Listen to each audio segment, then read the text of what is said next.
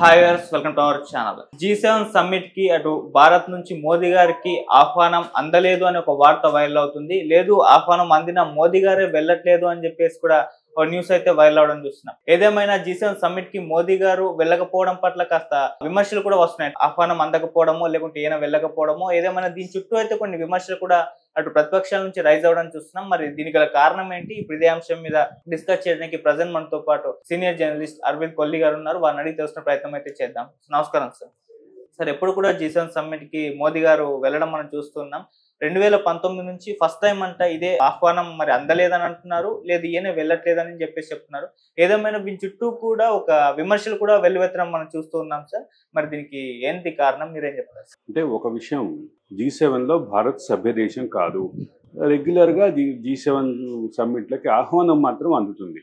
ఎందుకు అంటే భారతదేశం ఒక శక్తివంతమైనటువంటి ఆర్థిక వ్యవస్థగా, ఒక ప్రభావశీలమైనటువంటి రాజకీయ వ్యవస్థగా, ఒక క్రియాశీలకమైనటువంటి ఒక వాణిజ్య వ్యవస్థగా ఎస్టాబ్లిష్ అవుతుంది అని క్లియర్. అంటే భారతదేశం పాత్ర అంతర్జాతీయ వేదికల పైన కీలకమైనటువంటి పాత్ర పోషిస్తుంది. ఈసారి ఎందుకు పిలవలేదు అనే దగ్గర నుంచి మొదలు పెడితే, విశ్వగురువు అని చెప్పుకుంటున్నటువంటి మోడీని, భారత్ని ఈ G7 సభ్య దేశాలు దూరం పెట్టడం, దీనికి అర్థం ఏంటి అని విమర్శలు అయితే ఘాటుగా ఉన్నాయి. జయరాం రమేష్ దాంతో పాటు కాంగ్రెస్ నాయకులు ఒక సూటిగానే విమర్శలు చేసినటువంటి పరిస్థితి ఉంది. ఒక విషయం మాట్లాడుకోవాలంటే, భారత్ సభ్యదేశం కాదు కాబట్టి పిలవకపోవటం ఆశ్చర్యపోవాల్సినటువంటి అంశం కాదు. అదే సందర్భంలో అంతర్జాతీయ వేదికల మీద కానీ, అంతర్జాతీయ వాణిజ్యం, అంతర్జాతీయ రాజకీయాలు, అంతర్జాతీయ ఆర్థిక వ్యవస్థలో ఒక కీలకమైనటువంటి పాత్ర పోషిస్తున్నటువంటి భారత్ లాంటి దేశాన్ని ఎందుకు దూరం పెట్టారు అనేది సహజంగానే అందరిలో వస్తున్నటువంటి ప్రశ్న. అంటే విమర్శించేవారు ఎక్కడ విశ్వగురు అని చెప్పుకోవటం మాటలేనా, ఎక్కడ ఆచరణలో లేదా అనేది ఖచ్చితంగా విమర్శలు చేస్తారు. కానీ వాస్తవంగా మాట్లాడుకోవాలి అంటే భారత్ ఒక క్రియాశీలక పాత్ర పోషించేటటువంటి పరిస్థితిలోనే ఉంది. ప్రతి విషయంలోనూ ఉక్రెయిన్ యుద్ధంలో కూడా, రష్యా ఉక్రెయిన్ యుద్ధంలో కూడా మోడీ పాత్ర, మోడీ వైపు, అదే సందర్భంలో భారత్ వైపు, భారత్ ఏం చెప్తోంది అని చూసినటువంటి పరిస్థితి చూసాం. రెండు దేశాలకి అతి తక్కువ గ్యాప్లో రెండు దేశాలని విజిట్ చేసినటువంటి ప్రధానమంత్రిగా మోడీ ఉన్నారు. దాంతోపాటు రెండు దేశాలకు కూడా ఒకటే మాట చెప్పారు, చర్చలతోటి సమస్యను పరిష్కరించుకోండి. అదే సందర్భంలో యుద్ధాన్ని నిర్ద్వందంగా ఆపేసేయండి, యుద్ధం అనేది ప్రపంచంలో ఏ సమస్యకి పరిష్కారం కాదు, యుద్ధం అనేది అనివార్యమైనప్పుడు మాత్రమే యుద్ధం చేయాలి అనేది భారత్ తన వాదనని చెప్పింది. వాదన చెప్పే క్రమంలో మోడీ పాత్ర ఎంత, మంత్రుల పాత్ర ఎంత, విదేశాంగ శాఖ పాత్ర ఎంత, ఇవన్నీ డిస్కషన్ కాదు. భారత్ ఒక శక్తివంతమైనటువంటి శక్తిగా, ఆర్థిక శక్తిగా, సామాజిక శక్తిగా, రాజకీయ శక్తిగా, సార్వభౌమ శక్తిగా కూడా ఎదుగుతున్నటువంటి విషయం వాస్తవం. కానీ మోడీ దాన్ని క్లెయిమ్ చేసుకోవటాన్ని, లేదా మోడీ చుట్టూ ఉన్నటువంటి బృందం దాన్ని క్లెయిమ్ చేయటాన్ని ఖచ్చితంగా అభ్యంతర పెట్టేటట్టు అవకాశం ఉంది. విశ్వగురువు అయ్యాము లేదా విశ్వగురువుగా మారాము అని చెప్పేటటువంటి వాదన కొంత అభ్యంతరకమే. అంటే దాన్ని ఉన్నటువంటి పొజిషన్ని ఎలివేట్ చేసుకొని చెప్పినటువంటి వాడు. బట్ ఎలివేషన్ ఈజ్ ఆల్వేస్ ఇట్లాంటి పరిస్థితి ఎదుర్కొంటుంది. కానీ వాస్తవం అనేటటువంటి మాత్రం వాస్తవంగా ఉంటుంది. వాస్తవంలో ఏంటి, మోడీ మనసులో ఏముంది, భారత్ మనసులో ఏముంది, భారత్ ఏం ఆలోచిస్తోంది అనేటటువంటి అంశం అయితే అంతర్జాతీయ వేదికల మీద కానీ, అంతర్జాతీయ సమాజంలో కానీ చర్చలు జరుగుతున్న విషయం వాస్తవం.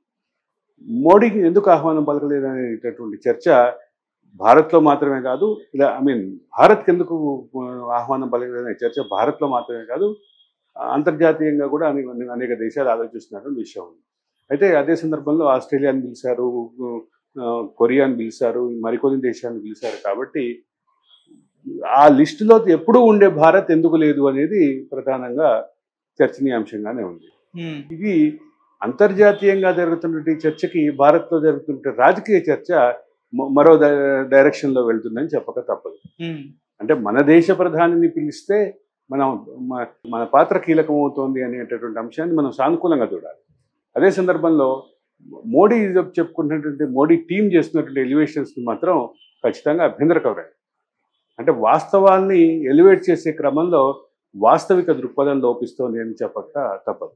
ఓకే సార్, ఇప్పుడు దీనికి ఏమన్నా అఫీషియల్ కన్ఫర్మేషన్ బీజేపీ నుంచి లేకుంటే వచ్చే అవకాశం ఉందా? ఎందుకు వాళ్ళే ఇన్వైట్ చేయలేదా, లేకుంటే మోదీ గారే వెళ్ళట్లేదా అన్న విషయం పైన, ఎందుకంటే కాంగ్రెస్ నుంచి విమర్శలు వస్తున్నాయి కదా. దీనికి అంతర్జాతీయంగా మొన్న మధ్య ఒక రీసెంట్గా ఒక 1 or 2 days క్రితం నేను ఒక మ్యాగజైన్లో చదివాను, ఆన్లైన్లో చదివాను. దాని భావం ఏంటంటే, ఖలిస్తాన్కి కెనడా సపోర్ట్ కాబట్టి ఆ అంశంలో రాజకీయ విభేదం ఉంది 2 దేశాలకి. అదే సందర్భంలో దేశంలో ఇక్కడ అధికారంలో ఉన్నటువంటి పార్టీకి, అక్కడ ఉన్నటువంటి కెనడాలో ఉన్నటువంటి పార్టీకి అభ్యంతరం ఉంది అనేది ఒక ఊహాగానం. నేను చదివినటువంటి ఒక ఊహాగానం. ఆ ఊహాగానాన్ని బట్టి ఆలోచిస్తే మాత్రం నిజంగా ఖలిస్తాన్ నినాదం ఎక్కువగా భారత్లో సమస్యపోయి ఉండొచ్చు, ఇంకో దగ్గర సమస్యపోయి ఉండొచ్చు, కానీ కెనడాలో ఇప్పటికీ ఖలిస్తాన్ సంబంధించినటువంటి నినాదాలు కానీ ఊరేగింపులు కానీ చూస్తున్నాం. కాబట్టి అదేమీ అసాధ్యమైతే కాదు. వాస్తవిక దృక్పథంతో ఆలోచిస్తే కేవలం దాని మూలంగానే ఆగిందా, దాని మూలంగానే అభ్యంతరం వచ్చిందా అనేటటువంటి అంశం కొంచెం కన్సిడరబుల్గా పాయింట్ కానీ అనిపిస్తుంది నాకైతే. వీటి ఎన్ని ఊహాగానాలు వస్తున్నాయి కదా, వీటి మధ్య వాళ్ళే ఒక అఫీషియల్ స్టేట్మెంట్ రిలీజ్ చేస్తే విమర్శలకు చెక్ పెట్టచ్చు కదా. అంటే బహుశా అది 15వ తారీఖు స్టార్ట్ అవబోతుంది. ఈలోపు దానిపైన అంటే ఈ సమ్మిట్ని చైర్ చేస్తుంది కెనడా ఈసారి. ఓకే, కెనడా క్లారిటీ ఇస్తుందేమో చూద్దాం. బట్ ఈ అంశాన్ని పక్కన పెట్టి ఆలోచిస్తే మాత్రం G7 వేదికగా జరగబోయేటటువంటి అనేక రాజకీయపరమైనటువంటి చర్చలు కానీ, దేశాలకు సంబంధించినటువంటి అభిప్రాయాలు కానీ, ఇవన్నీ కూడా ఒక క్లారిటీ వచ్చేటువంటి అవకాశం అయితే ఉంది. ముఖ్యంగా దక్షిణాసియాలో, ఇప్పుడు ఆసియా ఖండంలో 2 దేశాల మధ్య యుద్ధం ఉంది, ఉక్రెయిన్ అండ్ రష్యా మధ్య. రెండోది ఇటీవల యుద్ధ వాతావరణం మరో 2 దేశాల మధ్య వచ్చింది. అది అందులో భారత్ పాకిస్తాన్ మధ్య యుద్ధ వాతావరణం వచ్చినటువంటి పరిస్థితి ఉంది. ఆ యుద్ధ వాతావరణం, యుద్ధ మేఘాలు ఇప్పుడు మొత్తం ఆగిపోయినాయి, వెనక్కి వెళ్ళిపోయినాయి అని చెప్పడానికి కూడా లేనటువంటి ఒక సందిగ్ధ స్థితిలోనే ఉన్నాం. ఇది ఇట్లా ఉంటే